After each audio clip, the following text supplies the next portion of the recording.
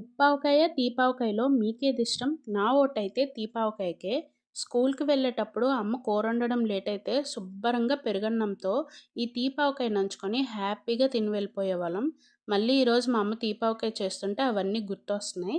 ఇక్కడ కలెక్టర్ కాయలు తీసుకొని అవి కడిగి తడి లేకుండా తుడుచుకొని ముక్కలు కోసుకున్నాం. మనకి ఆవకాయ చేయడం ఈజీలానే అనిపిస్తుంది. ఈ ముక్కలు కోసేటప్పుడే చుక్కలు కనిపిస్తాయి. ఆ కోసిన ముక్కల్లో ఆవపిండి, బెల్లం, కారం, ఉప్పు వేసుకున్నాం. నెక్స్ట్ డేకి బెల్లం కరుగుతుంది. అప్పుడు కొంచెం ఆయిల్ వేసుకోవాలి. ఈ ఆవకాయకి చాలా తక్కువ ఆయిల్ పడుతుంది. ఒక 3 డేస్ అయితే పక్కన పెట్టుకోవాలి. అలా అయితేనే మనకు బెల్లంలో ముక్కలు బాగా ఊరుతాయి. 3 డేస్ తర్వాత నెక్స్ట్ షాట్‌లో ఈ ముక్కలు ఎలా ఎండబెడతాం అన్నది చూపిస్తా.